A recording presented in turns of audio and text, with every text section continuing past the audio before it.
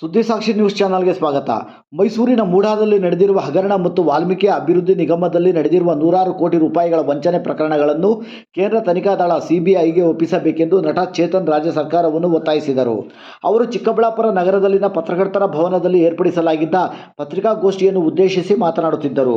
ಮೂಡಾ ಹಗರಣದ ತನಿಖೆಗೆ ಸರ್ಕಾರ ನಿವೃತ್ತ ನ್ಯಾಯಾಧೀಶರ ನೇತೃತ್ವದಲ್ಲಿ ರಚಿಸಿರುವ ಏಕ ಸದಸ್ಯ ವಿಚಾರಣೆ ಆಯೋಗ ಕೇವಲ ಜನರಿಗೆ ಕಣ್ಣೊರೆಸುವ ತಂತ್ರವಾಗಿದೆ ಎಂದು ಸರ್ಕಾರದ ಕ್ರಮವನ್ನು ಅವರು ಟೀಕಿಸಿದರು.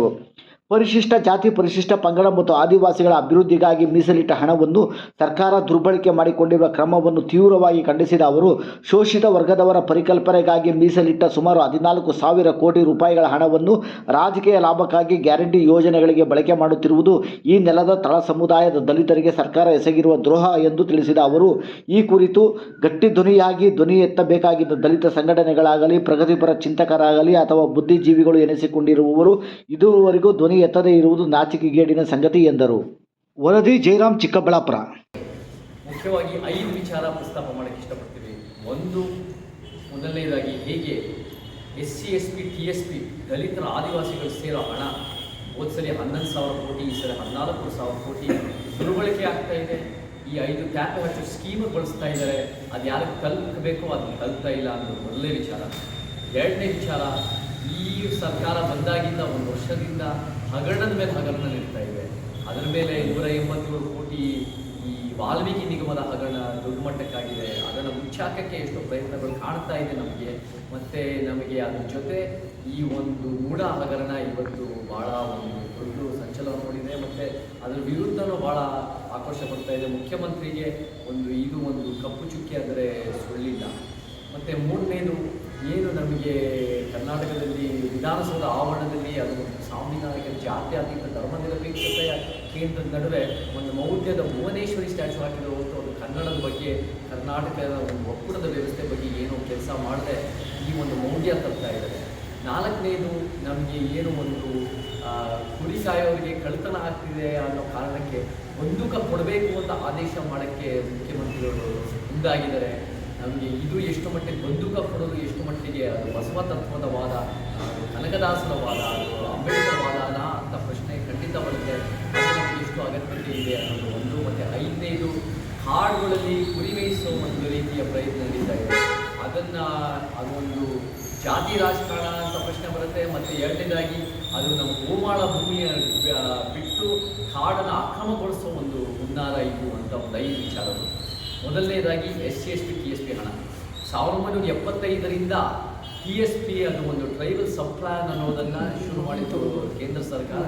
ಅದು ಒಂದು ನ್ಯಾಷನಲ್ ಪ್ಲಾನಿಂಗ್ ಕಮಿಷನಿಂದ SC, SP ಅಂದರೆ ಶೆಡ್ಯೂಲ್ ಕ್ಯಾಸ್ಟ್ ಸಬ್ ಪ್ಲಾನ್, ಟ್ರೈಬಲ್ ಸಬ್ ಪ್ಲಾನ್ ಅನ್ನೋ ರೀತಿಯಲ್ಲಿ ಮುಂದಾಗಿದ್ದು ಕರ್ನಾಟಕ ಸರ್ಕಾರ 2013 ಆ ಸಂದರ್ಭದಲ್ಲಿ ಅದು ಕಾರ್ಯರೂಪಕ್ಕೆ ತಂತು. ಆದರೆ SC, SP, TSP ದಲಿತರ ಆದಿವಾಸಿಗೋಸ್ಕರ ಇರೋ ಹಣ ಅದು ನಾನ್ ಡೈವರ್ಟಬಲ್ ಅನ್ನೋ ಒಂದು ಉದ್ದೇಶ ಇದೆ. ಅದು ಬೇರೆದಕ್ಕೆ ಬಳಸಬಾರ್ದು. ಯಾಕೆಂದರೆ ಈ ಸಮುದಾಯಗಳಿಗೆ ಮೀಸಲಿಟ್ಟ ಹಣ ಏನು ಕಾರಣ ಅಂದರೆ, ಈ ಸಮುದಾಯಗಳು ಹಿಂದುಳಿದಿದ್ದಾರೆ. ಈ ಸಮುದಾಯಗಳು 100 ವರ್ಷ 1000 ವರ್ಷದ ಶೋಷಣೆ ಅನುಭವಿಸಿದ್ದಾರೆ. ಈ ಸಮುದಾಯಗಳೇ ಹೆಚ್ಚಾಗಿ ಸ್ಲಮ್ಗಳಲ್ಲಿ, ಗುಡಿಸಲುಗಳಲ್ಲಿ, ಜೋಪಡಿಗಳಲ್ಲಿ ಮತ್ತು ದುರಂತವಾಗಿ ಜೈಲ್ಗಳಲ್ಲಿ ಬದುಕ್ತಾ ಇದೆ. ಈ ಸಮುದಾಯಗಳಿಗೆ, ಈ ಸಮುದಾಯದಲ್ಲಿ ಶಿಕ್ಷಣ, ಅಭಿವೃದ್ಧಿ, ಆರೋಗ್ಯ, ವಸತಿ ಈ ಕಾರಣಗಳಿಗೆ ಈ ಹಣ ಬಳಕೆ ಆಗಬೇಕು. ಆದರೆ ಅದು ಬಿಟ್ಟು ರಾಜ್ಯ ಸರ್ಕಾರ ಏನು ದೊಡ್ಡದಾಗಿ ಆ ಹಿಂದದ ಪರವಾಗಿ ಅಂತ ಮುಖ್ಯಮಂತ್ರಿ ಹೇಳ್ತಾರೆ, ಅಲ್ಪಸಂಖ್ಯಾತರ ಹಿಂದುಳಿದ ದಲಿತರು ಅಂತ ಹೇಳ್ತಾರೆ. ಆದರೆ ಅದೇ ದಲಿತರ ಆದಿವಾಸಿ ಹಣನ ದುರುಪಯೋಗ ಮಾಡಿ ಹೋದ ವರ್ಷ 11,000 ಕೋಟಿ ಅನ್ನೋದು ದಲಿತರ ಆದಿವಾಸಿ ಹಣನ ಅವರ ಟ್ಯಾಬ್ ಹಚ್ಚೋ ಸ್ಕೀಮ್ ಬಳಸಿ ಈ ವರ್ಷ ಅದನ್ನು ಹೆಚ್ಚು ಮಾಡಿ 14,500 ಕೋಟಿ ಅನ್ನೋದನ್ನು ಈ SC, SP, TSP ಹಣನ ಅವರ 5 ಟ್ಯಾಪೆ ಹಚ್ಚೋ ಸ್ಕೀಮ್ಗಳು, ಈ ಜನರಲ್ ಸ್ಕೀಮ್ಸ್ಗಳಿಗೆ ದಲಿತ ಹಣ ಬಳಸಲೇಬಾರ್ದು, ಆದಿವಾಸಿ ಹಣ ಬಳಸಲೇಬಾರ್ದು. ನಾವು ಇಟ್ಕೊಳ್ಳಿ, ಈ ಹಣ ಮೀಸಲಿಟ್ಟಿರೋದು ನ್ಯಾಯದ ಪರಿಕಲ್ಪನೆಗೋಸ್ಕರ. ನ್ಯಾಯದ ಪರಿಕಲ್ಪನೆ ಅಂದರೆ ಏನು ಇತಿಹಾಸದಲ್ಲಿ ತಪ್ಪುಗಳಾಗಿದೆ ಅದನ್ನು ಸರಿಪಡಿಸೋಕ್ಕೆ ಒಂದು ಮಾರ್ಗದಲ್ಲಿ. ಇವಾಗ ಆ ಒಂದು ಮೀಸಲಿಟ್ಟಿದ್ದ ಹಣನ ನಿಮ್ಮ ಒಂದು ಗ್ಯಾರಂಟಿಗಳಿಗೆ ಬಳಸ್ತೀರಾ ಅಂದರೆ ನಿಮಗೆ ಈ ನ್ಯಾಯದ ಪರಿಕಲ್ಪನೆ ಬಗ್ಗೆ ಗಂಧಗಾಳಿ ಗೊತ್ತಿಲ್ಲ ಅನ್ನೋದೇ ಅನಿಸುತ್ತೆ. ಮತ್ತು ಮುಖ್ಯವಾಗಿ ಈ ಮೀಸಲು ಹಣ ಅವಶ್ಯಕತೆ ಏನು? ಜನರಲ್ ಸ್ಕೀಮ್ನಲ್ಲಿ ಹೆಂಗಿದ್ರು ದಲಿತರ ಆದಿವಾಸಿಗಳಿಗೆ ಜನರಲ್ ತಕ್ಕಂತೆ ಅವರಿಗೆ ಬರಬೇಕಾಗಿರೋದು ಬರುತ್ತೆ. ನೀವು ಮೀಸಲಿಟ್ಟಿದ್ದ ಹಣನೇ ಬಳಸ್ತೀರಾ ಅಂದರೆ ಈ SC/ST TSP ಅದರಲ್ಲಿ ಇನ್ಕಾನ್ಸಿಕ್ವೆನ್ಷಿಯಲ್ ಆಗ್ಬಿಡುತ್ತೆ. ಅದು ಇದ್ದೂ ಏನು ಪ್ರಯೋಜನ ಆಗಲ್ಲ. ಸೊ ಆ ನಿಟ್ಟಿನಲ್ಲಿ ಈ ಒಂದು ಬಳಸ್ತಾ ಇರೋದು ಬಹಳ ತಪ್ಪು. HC ಮಹಾದೇವಪ್ಪ ಅವರು ಹೇಳ್ತಾರೆ, ನಾವೇ ನಮ್ಮ ಸ್ವಾರ್ಥಕ್ಕೆ ಬಳಸ್ತಾ ಇಲ್ಲ, ನಮ್ಮ ಜನರಿಗೆ ಬಳಸ್ತಾ ಇದ್ದೀವಿ ಅಂತ ಹೇಳ್ತಾರೆ.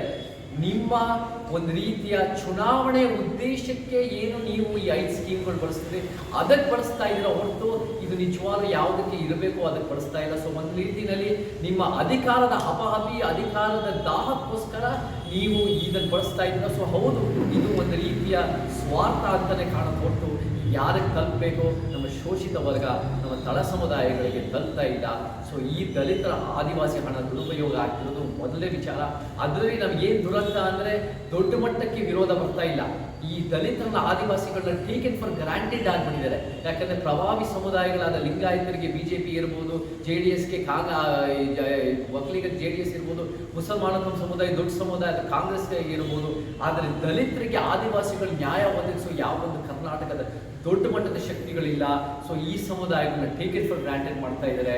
ಮತ್ತು ಈ ಸಮುದಾಯದ ನಾಯಕರು ಎಷ್ಟೋ ಒಂದು ರೀತಿಯ ಹೋರಾಟಗಾರರು ಕೂಡ ಆ ದುರಂತ ಏನಂದರೆ ಬುದ್ಧಿಜೀವಿಗಳ ಪ್ರಗತಿಪರ ಅಂತ ಹೇಳೋರು ಕೂಡ ಏನೋ ಒಂದು ಮುಖ್ಯಮಂತ್ರಿ ಜೊತೆ ಒಂದು ಪೋಸ್ಟಿಗೂ ಒಂದು ಟಿಕೆಟ್ಗೂ ಶಾಮೀಲಾಗಿರೋದ್ರಿಂದ ಈ ಸಮುದಾಯದ ಯಾರ್ಯಾರು ಮಾತಾಡಬೇಕು ಅವರು ಮೌನಗೊಳಿಸ್ತಾ ಇದ್ದಾರೆ. ಸೊ ಇದು ನಮಗೆ ದುರಂತ ಆಗುತ್ತೆ. ನಾವು ಈ ಹಣನ ವಾಪಸ್ ದಲಿತರ ಆದಿವಾಸಿ ತಲುಪಬೇಕು.